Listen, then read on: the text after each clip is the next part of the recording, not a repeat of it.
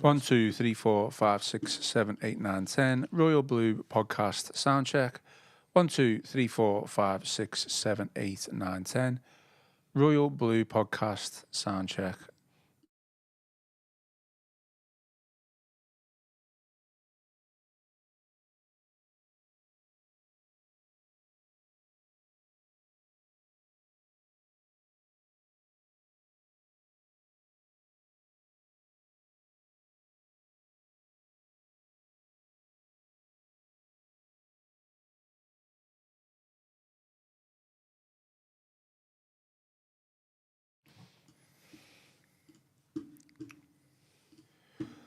Hello and welcome to the Wednesday edition of the Royal Blue podcast, live on YouTube with me, Ian Croll. Joining me in the Royal Blue studio today to talk all things Everton, we've got the Liverpool Echo's EFC reporter, Chris Beesley. Chris, how are things? All good? Yeah, we've just come back, haven't we? We were in here, it doesn't seem that long ago, just a few minutes ago, really. Recorded another edition of Goodison Park, My Home, so we've got those coming thick and fast. Yeah, absolutely. We'll come on to that in a sec. Yeah. But we will introduce the man sat next to Chris, and that is Connor O'Neill. Connor, you okay? Very well, thank you, Ian. Good to have you back on. Thank you for the invite. Bit of an impromptu one, to be fair. It is, yeah. It stepped up at late notice, but, always available. You always step up when it matters. That's the main thing. That is the thing, isn't it? Okay, well, we haven't actually done a podcast since last Thursday, a proper podcast anyway, where we reacted to Brentford. Since then, we've obviously published 2 special podcast shows. One featured Mayor Steve Rotherham, and that was published on Friday. And that podcast looked at the transport and accessibility around Bramley Moor. So we haven't watched or listened to that. Go back and listen to that. That was on the YouTube page, as well as all the audio platforms. And then the other podcast show, which we published on Monday, that was the latest episode of Goodison Park, My Home, and that was with former Everton manager, well, legend, to be fair, Joe Royle. Again, Chris, we will come on to that, but that was a big interview that we did last week, and really good stuff that we got the chance to meet Joe Royle. Today's agenda: plenty of Everton news to discuss. Obviously, like I say, we haven't done a proper show since last Thursday.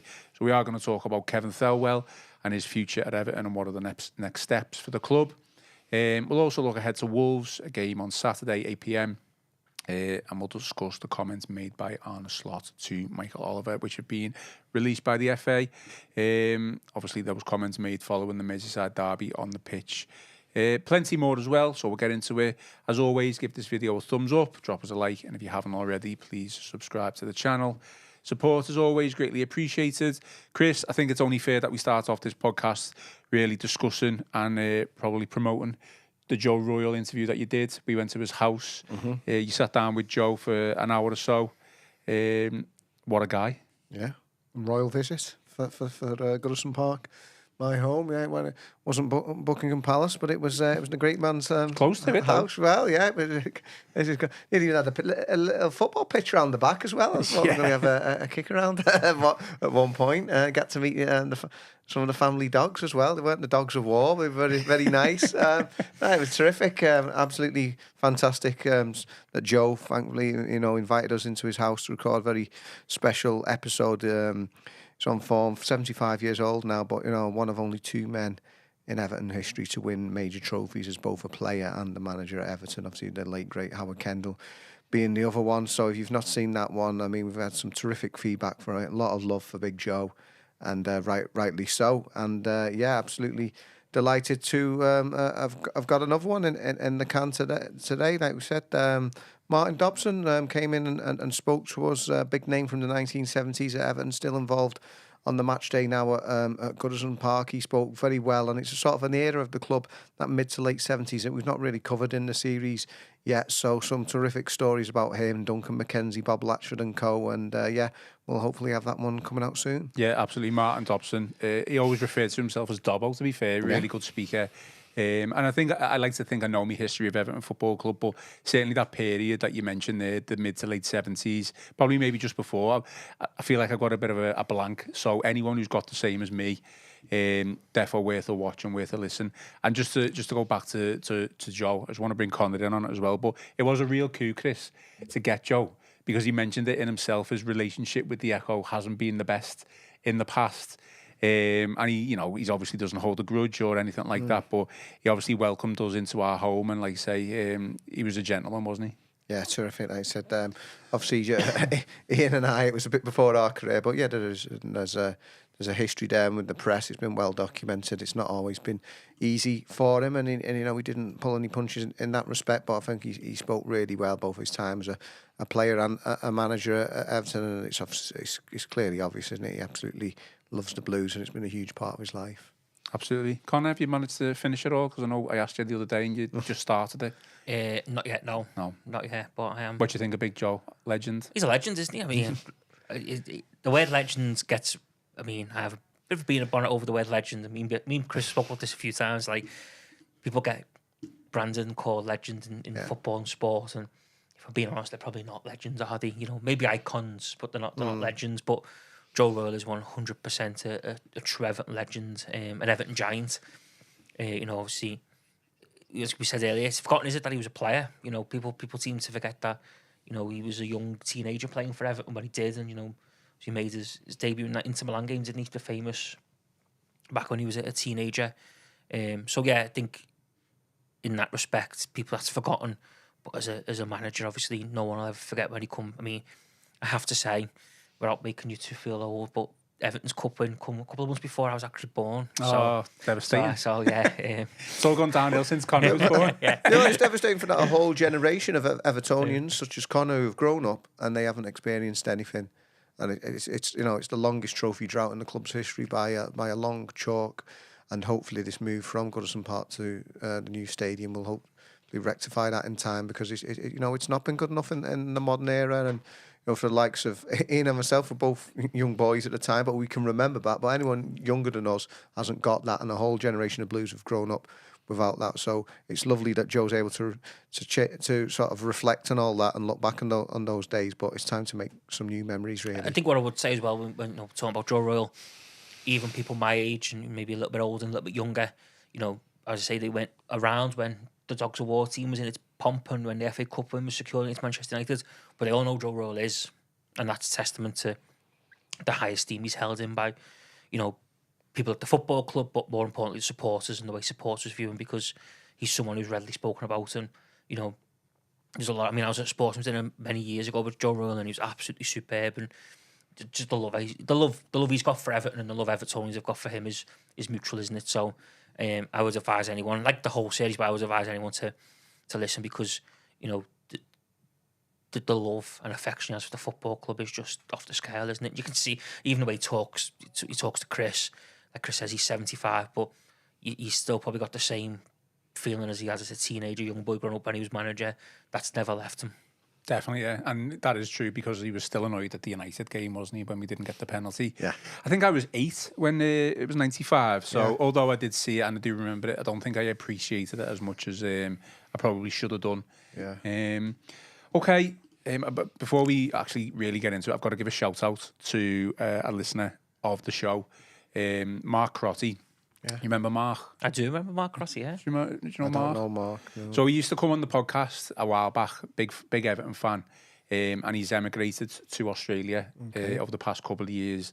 And from time to time, like exchange messages and stuff, and he messaged me on Facebook recently. It was the other day, and I only saw it this morning, and he was talking about the Rotherham podcast and the Bramley Moor and stuff like that, and just back and forth. So he's a listener, a watcher of the show.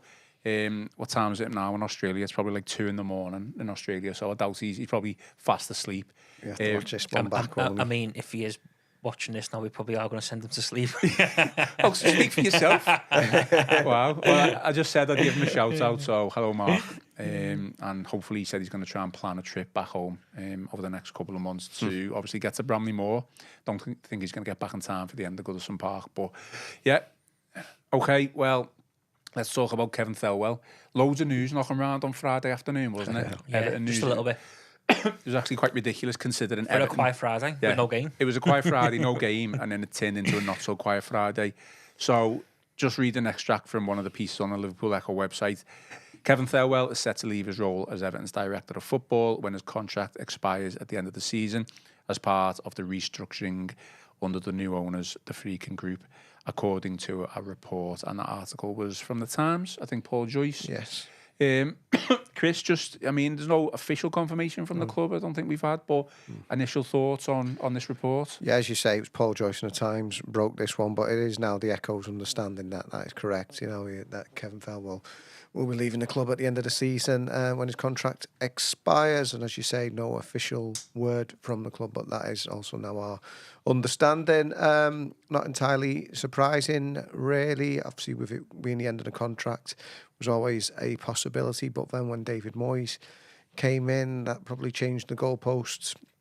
Again, David Moyes has always been very proactive with his recruitment side of the players.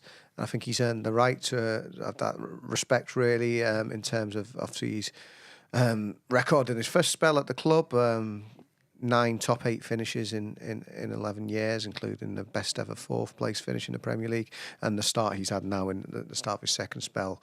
A point above the drop zone when he came in, and now 15-point cushion between themselves and the bottom 3.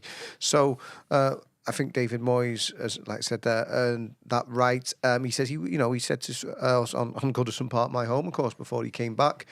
The director of football issue came up. He spoke about that and his thoughts on it. The fact that he has worked with a director of football, doesn't have a problem with that, but what he wants, whoever's the incumbent in the role, he wants them to take responsibility. So it's a change of direction. It'll be interesting to see who comes in, if there is a director of football, as in terms of title at least, a direct replacement for Kevin Thelwell, or if the club does move in another direction and doesn't even appoint somebody to that position. It might be a case, I guess, that a new director of football comes in, but Moyes very much has a proactive role in the recruitment. And I know Michael Baller said in his column this week he could envisage a point in the future where Moyes might even be going into that role himself. 61 years of age at the moment, still very much in the thick of things in the Premier League, but I don't think he's going to do another 11 years in the hot seat, so that could be one for the future.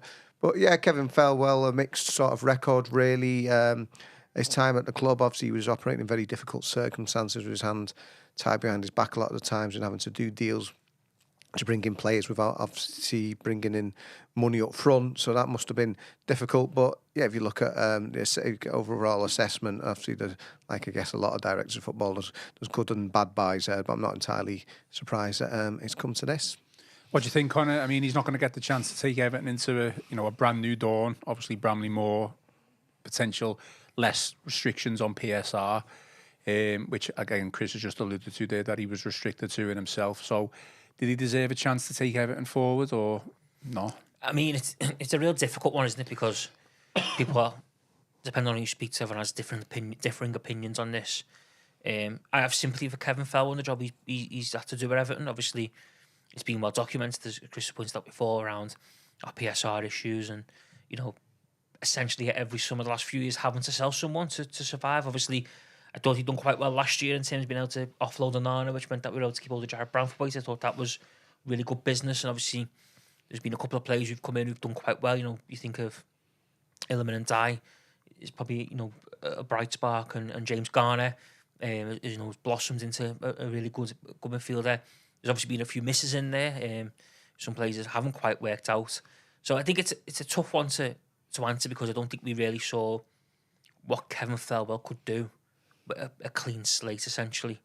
Because, like I say, since the minute he arrived at the club, he's been really working under restrictions, really, hasn't he? One hand, probably at times, 2 hands tied behind his back. Obviously, we all remember, his first summer we had to sell Richarlison, and that was when it became quite clear, did it, that Everton had PSR issues and they were, quite big. So it's a tough one to answer that. I think on the face of it, you can see why he's perhaps leaving the football club. I think you can see why the Fred group have opted to make a change. And ultimately, I think the big thing in all this, they probably want their own appointment, they probably want their own man. They probably got their own vision of what they want the football club to look like moving forward. And perhaps the way Kevin Thelwell operates as a director of football is not something that they want to see. They want to maybe look at a different model, or, like Chris says, maybe David Moyes will have more of a hand in kind of transfers moving forward. And it might be a sport director who looks at the structure of the football club or the structure of the academy and stuff like that. So I think it's more of a case of maybe the Fredkin group of want to go their own way and bring in their own person. But what it does do, obviously it's still not being officially confirmed, but what it does do is it does bring clarity now to the two big questions that we all had when the Fredkin Group were confirmed as Everton's new owners in December. Obviously, the first one was what are they going to do with Sean Dyche? They acted quite ruthlessly and quite quickly with Sean Dyche, didn't they? I think it was 4 weeks, after the official takeover was announced before he obviously left the football club. Obviously, now the next question was, what are they going to do with Kevin Thelwell and where does he stand in all this? And that question has been answered. So it's quite clear that I think it's a new dawn for the football club. Obviously, next season, it's a new ground, new start, hopefully, less PSR pressure. But it's very much a new dawn in terms of the staff and the key personnel at the football club, because we're going to have a new sporting director, football operations, and a manager who is going to be taking charge of his first summer transfer window since he returned. I mean, on the surface, probably you can make a case for and against, but hard to say that he's been a success because of the league positions that Everton have found themselves in. I know that comes down to the manager and stuff, but underneath all that, would you say, in his role over the past couple of years, he has been a success? I think he's done a good job in difficult circumstances. I think, like I say, I think the big masterstroke he probably pulled was last summer in May, in being able to fend off Manchester United's interest in Jarrod Branthwaite and being able to sell Onana for the price he did, which meant that we didn't have to sell Jarrod Branthwaite. Because we all feared, didn't we? I think we can be honest, and we all feared that United were going to try and get Branthwaite on the cheap, and you just hope that Everton went under massive PSR pressure where they would have to crumble and accept that he was going to go on the cheap. You would hope that we'd have some sort of staying power in negotiations. We eventually did, but it could be at the cost of losing Amadou Onana. And again, I don't think people were too disappointed to see him leave, even though he's a midfielder with a lot of potential. So I think he's done a good job in difficult circumstances, but it'll be tough to judge how good or how bad of a job he's done based on what he's had to work under. I think is the problem, because he's not been a clean slate, as it's not been, he's come in and he's been able to recruit and sell and trade. He's not had that luxury.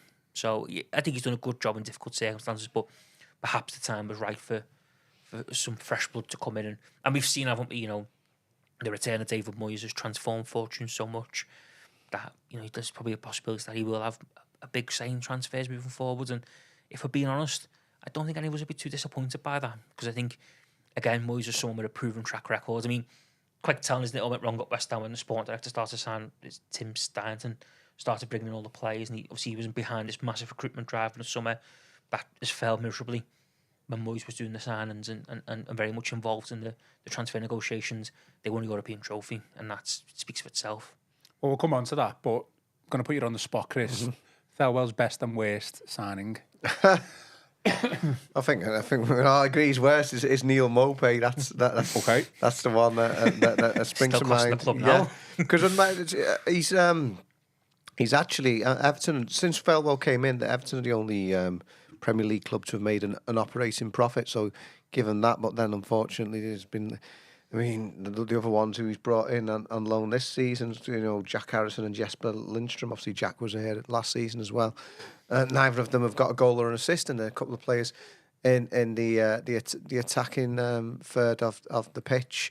I mean, Moyes has actually made him look a lot better in recent weeks, with Beto coming into the goals, and obviously Jake O'Brien coming from nowhere in terms of actually being a proven Premier League performer, somebody who's never actually had a chance under Sean Dyche. So in fact, in terms of his best signing, I would say that it'd be his very first signing, somebody he didn't pay any money for at all, James Tarkowski, over 100 consecutive Premier League appearances for the club, incredible durability, a real solid citizen in terms of a man. I've spoken about this on the podcast a lot of the times.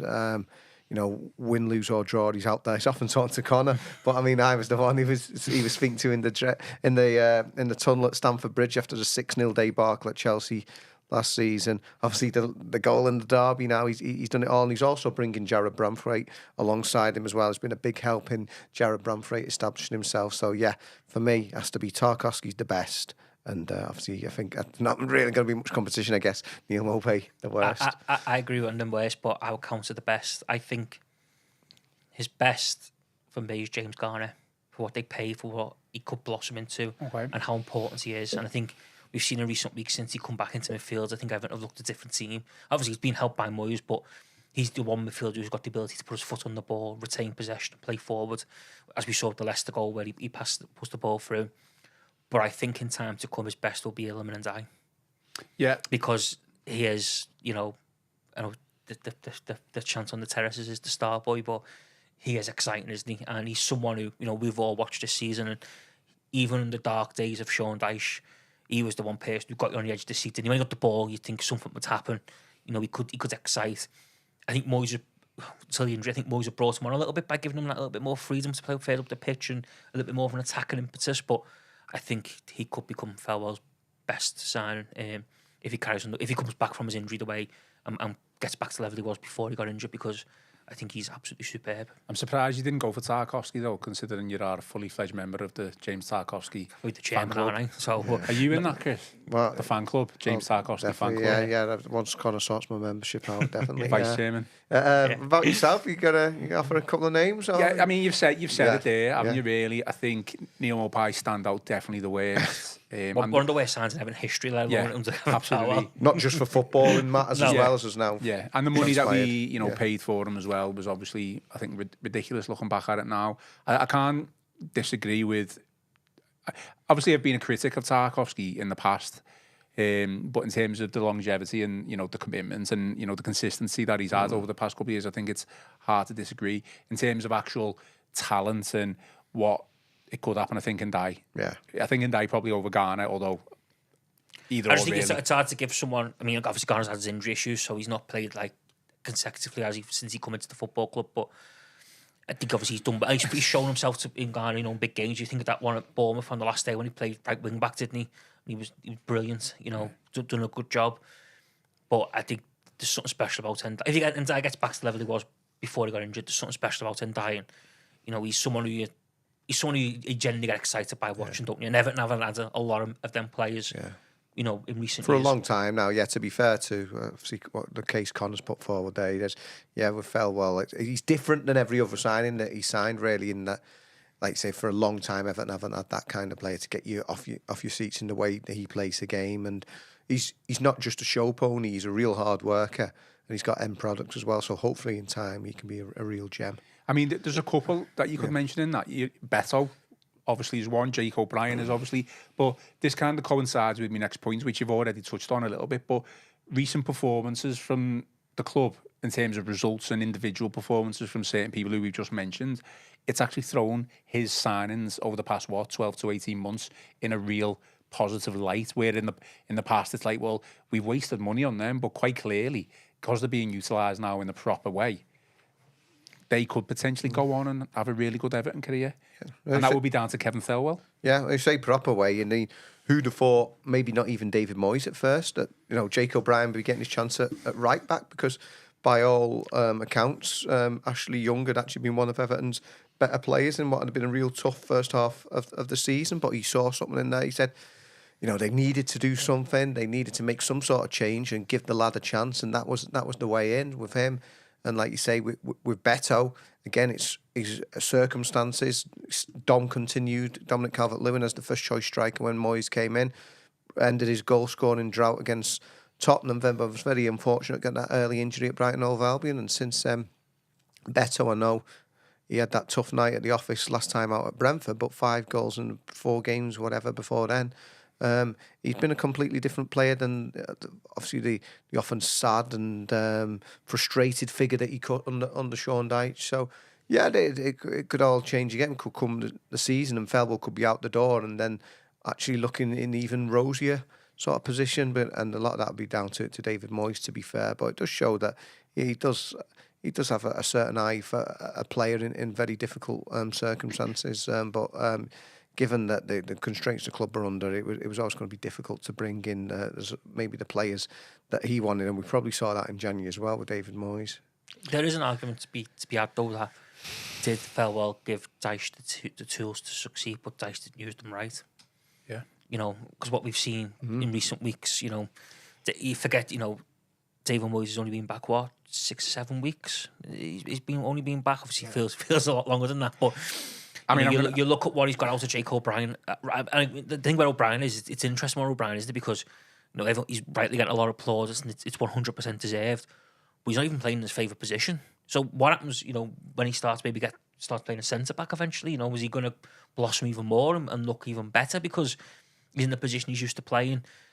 I think there is an element in this of did Thelwell actually give the tools to Dice to succeed, but he just didn't use them right, and that's why it ended the way it did. I don't think there's an argument for or against it. I think it's a fact. That what you've just said, I think that is clear to me. That is the case. And we've got some comments here. So Peter Collins says, Kevin Thelwell, thank you for your hard work under nigh impossible restraints and good luck. Danny Church says, Thelwell definitely done a good job. With limited funds, he has tried to balance the books and getting rid of high earners. And Danny Church believes Mopai, worst player and best, is in die. So, yeah, I think it's the general consensus, really. Yeah, I mean, it's this whole director of football dynamic and debate is going to roll on until probably someone is appointed, Chris. This is not to suggest that David Moyes made the decision. It's obviously come from the Freakins and how they want to operate and what type of model they want to go forward. But do you think Moyes was probably consulted beforehand?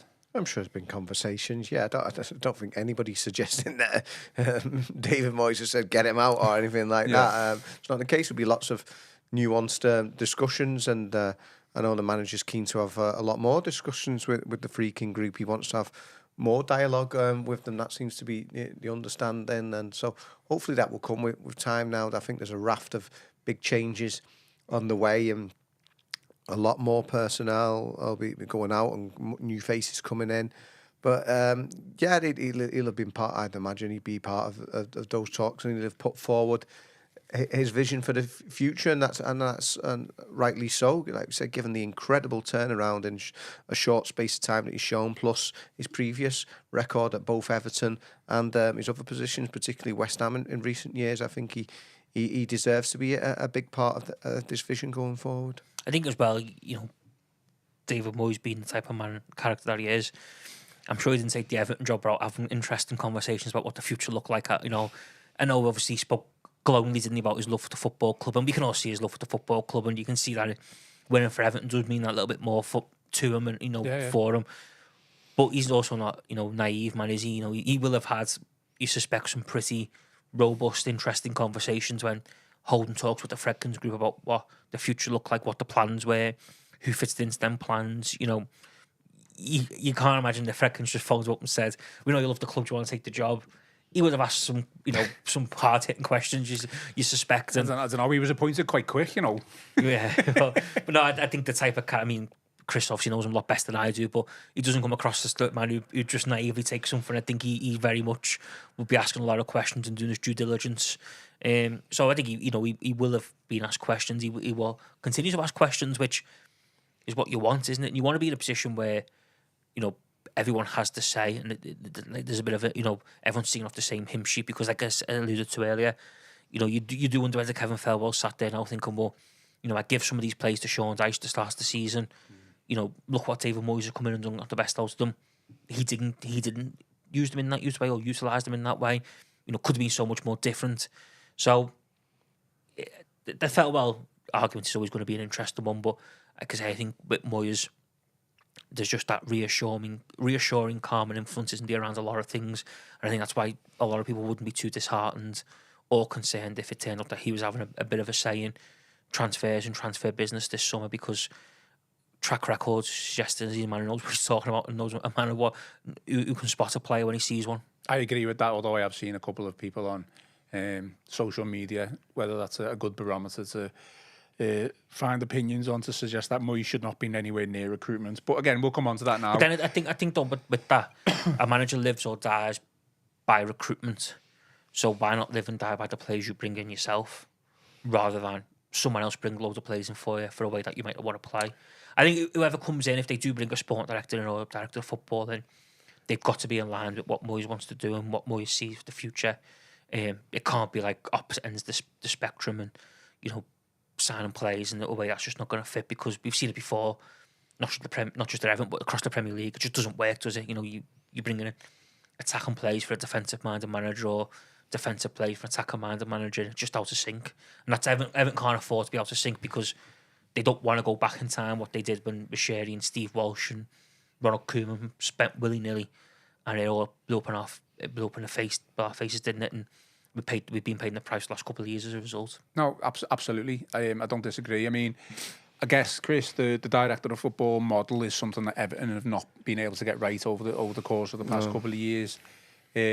So, in a way, although we all agree that it was the right decision to sack Sean Dyche and bring David Moyes in, now Kevin Thelwell's left, it kind of just leaves Moyes. Usually, when you're restructuring a football club, you would bring the director of football in first, and then the director of football would usually appoint the manager. However, it's a bit backwards now, isn't it? We've got Moyes in place, who right now currently everyone's happy with.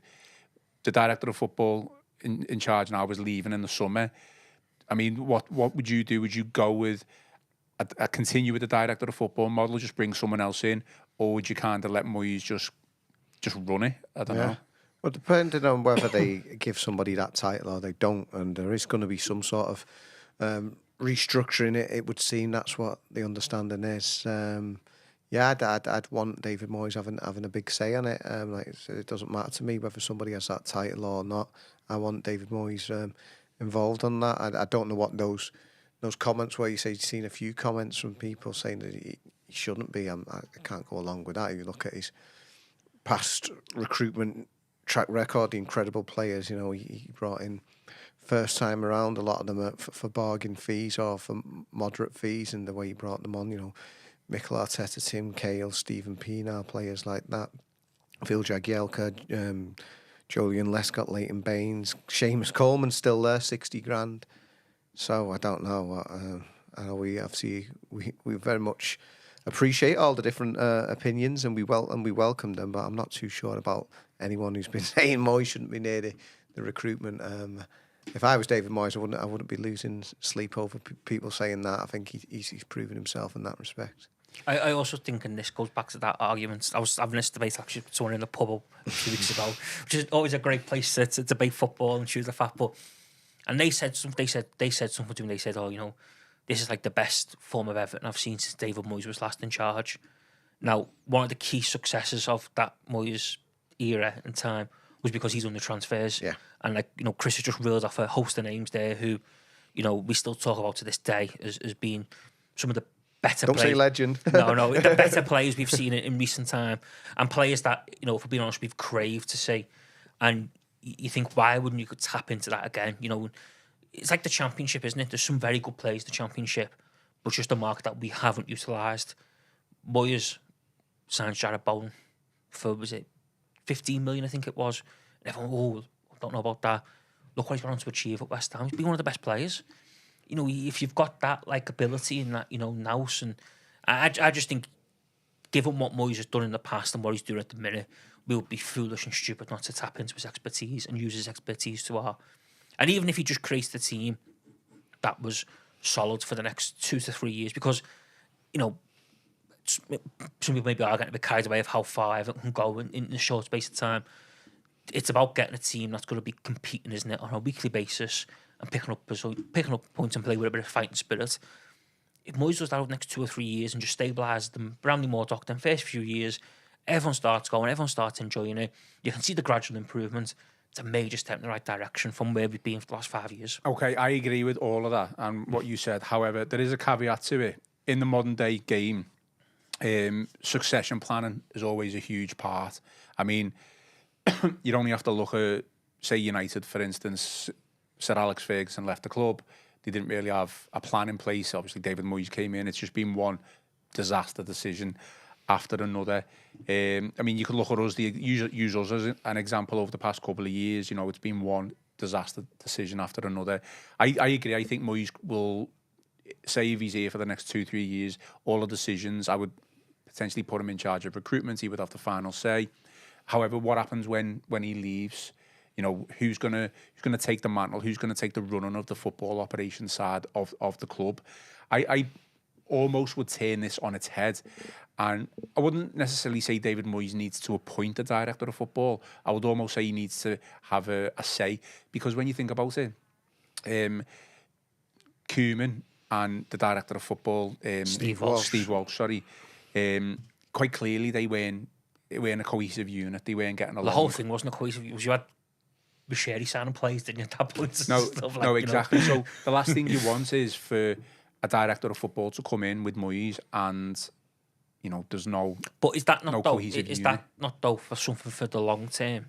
Yeah, potentially. Because I think we're talking about the short term, and the short term is a huge summer approaching for the football club. Given how many players out of contract, given the status of loan players, I think short term they should just leave it to David Moyes to sort the summer. I agree with and that. Then let's maybe look at what you say there, working ahead and looking at maybe bringing someone in and setting a bit of a pathway. But I think short term, the solution is just. I would bring someone in now in the summer, except he would be working for David Moyes. He would be he can have a say in transfers, but Moyes has the final say on recruitment. That director of football who comes in kind of just deals with the technical aspect of transfers, the negotiations. Moyes doesn't necessarily need to do that. The director of football, he can be the one who's shaking the hand of the players when they sign, getting the pictures taken. Moyes, again, doesn't necessarily need to do that. That's what I would do. And I am agreeing with you. I think Moyes does need to have a major say in recruitment, if not the overall final say. I don't disagree with that. I think that's just maybe a little bit hard, though, isn't it? Because I think a lot of people out there who are in that world perhaps aren't going to want to come in and work for a manager, are they? I think they want to come in and manage the manager. If it was someone who was already in the game, who might not necessarily be a massive name, but you could work with and build and kind of, get more experience working with David Moyes and working as a football club. And then when Moyes was to leave, potentially in what, a couple of years' time, that director of football would be in place. For all we know, they've already decided. Moyes could have someone in mind. Well, the club might have already decided. The club might have already decided, yeah. We don't know, do we? Are there any examples of success in football when a manager has been appointed before the director of football? Certainly in modern day. Usually now, in modern day football, it's director of football in, and then the manager. It's a tough one because I advocated, this is prior to Moyes coming in, and obviously Sean Dyche's sacking that, the biggest decision that Everton need to make in the summer is the director of football, so we can take on all the football operations. But now it's because Moyes is there and he's proven himself to be the catalyst for Everton's turnaround. It's Moyes in charge now for me. I don't care what anyone says. Dave Moyes done so well. This could open up a whole new podcast series. Well, exactly. We're going off on a tangent. Can anyone else in the modern era successfully manage Everton? There you go. Well, you did question that the other week, didn't you? History would suggest no. Unfortunately, not. Yeah, so we've got to have to keep. There's a David Moyes Senior out there. I mean, everyone keeps going about Carlo Ancelotti's son. Maybe we need to train up David Moyes Junior. No, it's an interesting point, and like you say, we've kind of got off on a bit of a tangent, but it's a podcast in itself, so it'll be interesting to see what the club does. I just want the director of football, if that's the model that they're going to go with, to be in line with what Moyes wants. So I don't want to be. We've got to trust his judgment. Exactly. I don't want him signing players, then Moyes signing players, and there's no responsibility over who is signing these players. But that's exactly what Moyes told you, isn't it? Yeah. Definitely, that's what he wants. He said he's happy to work for director of football. Just got to take responsibility, and a big part of that will also be that joined up thinking that we're talking about. Not like, as you said, the infamous Koeman and Walsh. It was like all the Beatles songs all say by Lennon and McCartney, but you know which one's written by which one, and you know which signing for Everton would be a Walsh and which one would be a Koeman. So and obviously, then you throw in Wayne Rooney. There's a suggestion either the manager or the director of football really wanted, but a few other people were quite keen on. So he just ended up there. Yeah, it's. I think there needs. I mentioned this on the podcast with Tony last week, and we had a bit of a debate, didn't we, over transfers? And I think we just need to check our expectations about who we're going to sign in the summer. I think we'll bring in players without a doubt, but our good friend Tony Scott was expecting us to bring in some elite, top class, world class forward, and I just don't think that's going to happen. We might bring in a forward. Hopefully he'll be good, but to say it's a forward who's not going to miss 3 chances in a match, I just don't think that's realistic. We're not going to get a Haaland. We're not going to get an Isak from Newcastle. So, but what we should always look at getting the Isaac before he goes to Newcastle, That's isn't it? fine. That's fine. But And I'm that's sure where like the scouting and the recruitment thing comes in, isn't it? I'm sure the Isaac before Newcastle missed 3 chances in a match as well at some point. So, Probably did. right, very quickly. I think as well, just sorry on that, No, go it's quite interesting as well, isn't it? I know we've gone off on a tangent here about Moyes and recruitment, but it's quite interesting, isn't it, when Moyes spoke previously on Oliver Irvine and spoke previously as well, of how many players they actually went and watched before they went somewhere else. Well, he's not going to be able to do that now, No, is he? no, but like what I'm saying is like by all accounts, like Everton went and watched Luka Modric numerous times, but couldn't afford him. Yeah. You know, they went and watched Kyle Walker for Sheffield United, but couldn't afford him. I think Essien and Petr Cech. Yeah, there's a lot of of names out there who they identified long before other Premier League clubs did. We're watching them. Negredo, I think, is another one who obviously played for Seville, but went to Manchester City because they had more money than Everton, or they could produce about. City probably had the money to blow Everton out the water, but other clubs had more financial clout to offer better deals than Everton. You wonder now with the Fredkins and obviously how hopefully times have changed in regards of, it's not Bill Kenwright anymore trying to negotiate these deals. There's a little bit more, cash available. You wonder if that will help in this situation, because if he, I suspect Moyes has been keeping his eye firmly on the ball, knows what's going on across Europe, and has got a long list of contacts. If they are looking at some of these better players, and they are going to pounce and get them in, because, like I say, 20 odd years ago, they were heads of the game. Then they just didn't have the financial muscle from the football club to get the deals over the line. No, it's a really good point. I mean, he said he watched Lescott like over 20 times before signing him, and it was a decision between Lescott and Huth. Yeah, well, the famous one is Tim Cahill, isn't it? Because he went to watch Darren Pearce, who was captain of Birmingham at the time. He went to watch him play against Millwall with Bill Kenwright, and they spotted this other lad playing up front for Millwall, and they watched. And then Moyes even, I think, alluded to that, because they started watching him. And then Millwall were on that run, if you remember that season, they got to the FA Cup final, in which Cahill was scoring some of the big goals. And I think they got quite nervous then, because they thought they had him, but he's now in a public spotlight and someone else might get him. Obviously, Everton managed to get him over the line, and the rest is history. But it's just interesting, isn't it, how, all them years ago, Everton very much were keeping a close eye on some of the best European talent there was at perhaps some of the under the radar clubs. They just didn't have the financial muscle to compete. Absolutely. Okay, let's move on then, because we do want to talk about Wolves before we finish. So let's talk about Arne Slot's tirade, which he's been slapped with a 2-match touchline ban and £70,000 fine. So Slot allegedly to have told Michael Oliver that he would blame him if Liverpool don't win the Premier League in what has been described as an X-rated tirade after last month's Merseyside Derby. What have you made of it, Chris? I mean, he's allegedly initially used abusive language while shaking the referee's hand, claiming, I can't swear, but claiming the official, you've given them everything. Yeah, he clearly didn't, did he? Well, I think the rest of the footballing world has seen that. Obviously, it's a Merseyside derby. All the Evertonians see the game through their blue prism. All the Liverpool fans see the game through their red prism, and that's always going to be the case. But over the years, we had Martin Dobson in earlier talking about the Clive Thomas infamous goal was disallowed all those years ago when against Liverpool in the semi-final. They had Alan Hansen's handball at Wembley. The referee didn't spot that. You had Graham Paul all those years ago. The ball bounces off Don Hutchinson's backside, goes in the last minute. You've had Clattenburg at Goodison. Wasn't allowed to referee another Everton game for donkey's years after that one. All kinds have gone on over the years. And to suggest that he gave everything to Everton, of course he didn't. And Arne Slot should be bigger than that and more mature than that, no matter what the circumstances are around the Merseyside derby. We've seen this before with Liverpool managers, successful Liverpool managers who've won the biggest prizes in the game. Jurgen Klopp's antics in the derby, I've been through that many a time. Liverpool should be enjoying the season. They're going to win the Premier League. They're going to win the title in front of fans for the first time in 35 years.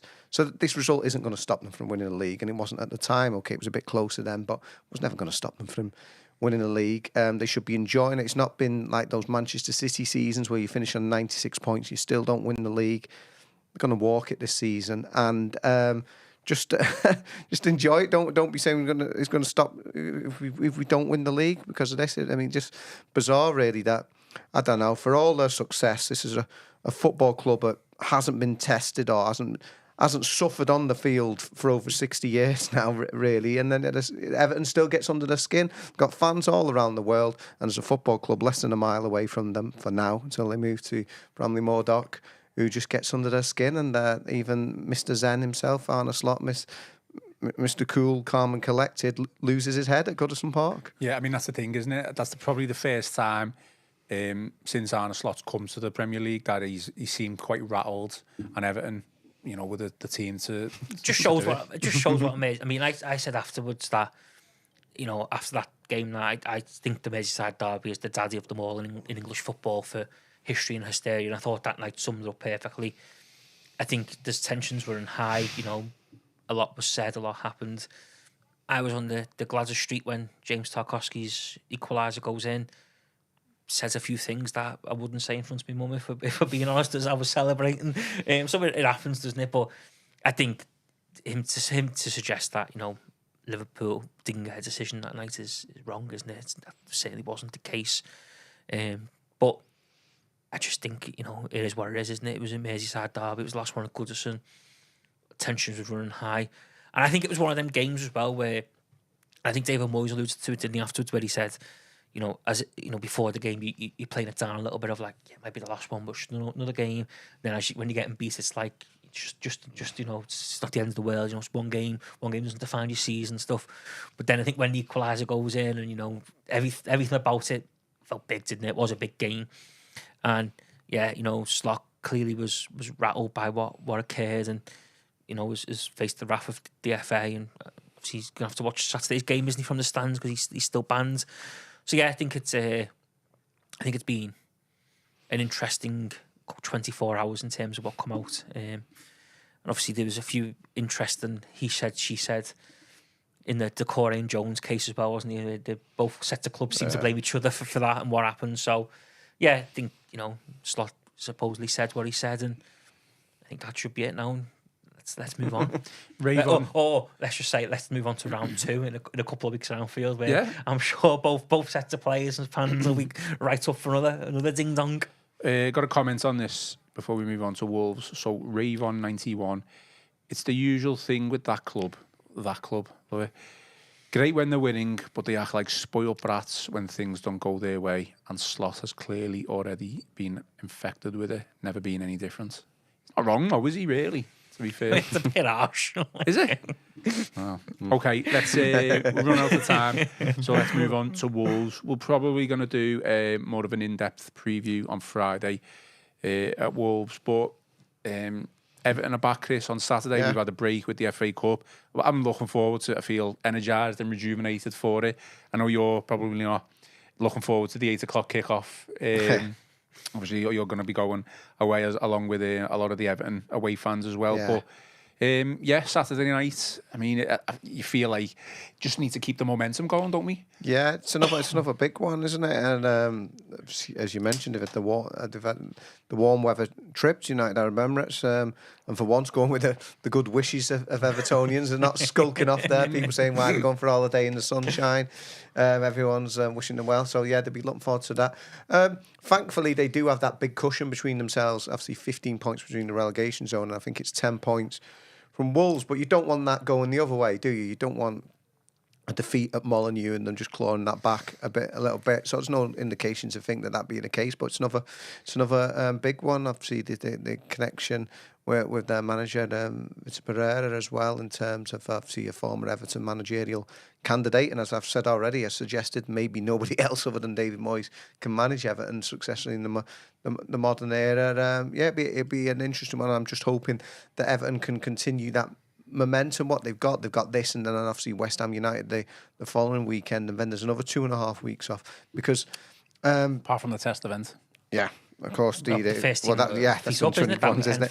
But it's a chance for them to get the players back. They've just got 6 games in February, real intensive period, and there's only 2 in March, and there doesn't seem to be anyone at the moment on the horizon. And I know obviously Chimitti's back in training now, and there haven't been any photographs of Broya, but he's stepping things up as well. But you just kind of hopefully just get through these next couple of games, and it'd be great if they could pick up some more decent results. And then you're hoping to have everyone, well, not everyone back, but sort of getting the bodies back, getting the cavalry in for the running in April and May. I think you want to see that bit of spirit, don't you? What we've seen in recent weeks, and that bit of like togetherness, because I think that's what's got us over the line, hasn't it? You know, if we're being honest, we should have beat Brentford. We had enough chances on the night to win. You know, probably win quite comfortably if Beto takes us. But even, you know, you found comfort in the fact that we go behind right in the stroke of half time. We're on bare bones again, and you're thinking, you know, is this going to be the night where maybe it's just a step too far for what, you know, the squad, and you know the squad's kind of ran itself into the ground a little bit. But they found, you know, a little bit of spirit, didn't they? You know, O'Brien pops up a well-deserved equaliser. Obviously, the United result the week before was disappointing, but I still believe, you know, if Everton have got the ability to make 3 or 4 subs and on the hour mark against United, I think we do win the game comfortably. I think it's a different game.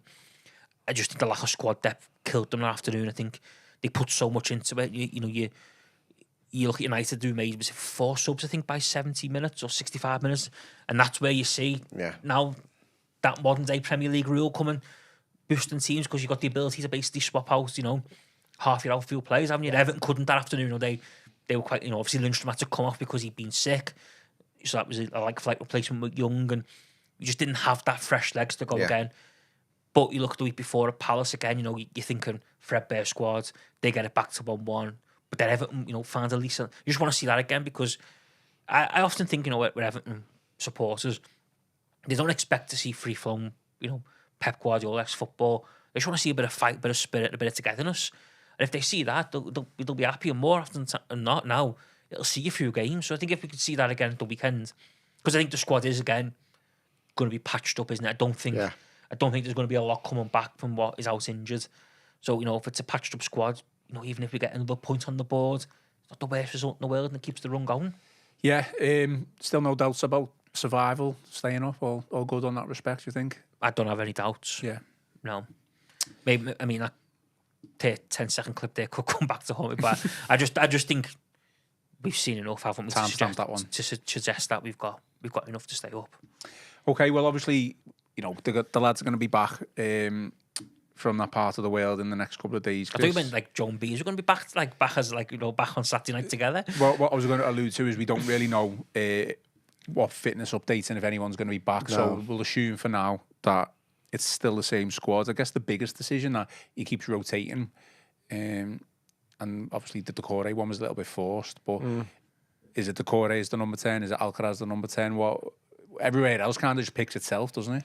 Yeah, I'd imagine, given that you went straight back in last time, that he'd go with Decore again. But it's like you say, when there's so few options elsewhere in the park, it's a nice sort of headache for him to have, because Alcaraz has always done well when he's come in. But you can understand why, with his hard pressing, Decore's getting the nod at the moment. But they've had another week away now. Alcaraz integrated into the squad.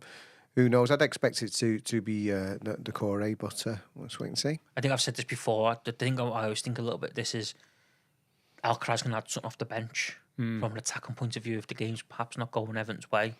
Decore doesn't quite have that impact, does he, as a substitute? I don't think he's not someone who's bring on to impact the game. So I always wonder if that's a little bit up his sleeve, to think, actually, if we get to an hour earlier and it's not really going well, Alcaraz can be a bit of a trump card to go on and do something different. Decore's not quite got that as Alcaraz. He's going on and do something different. I think as well, if you look at the last 2 away games where we have picked up 4 points, by the way, we didn't start great against Crystal Palace. They probably should have took the lead.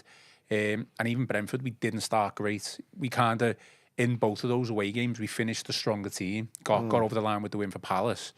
Not so much with Brentford, but obviously we picked up the point. Decore didn't start either of those games. It was Alcaraz.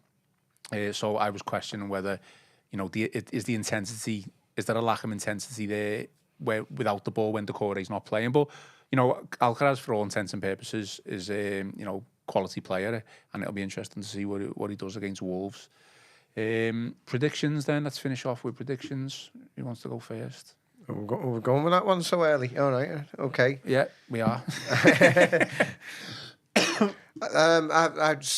I'll go 1-1 and say that then I would like to say keep that run going. You just don't want them gaining any points on you. It'd be lovely to think they could go down and get the 3 points at Molineux. But I think you probably take that just to keep the run going in these circumstances and given the lack of personnel that they've got.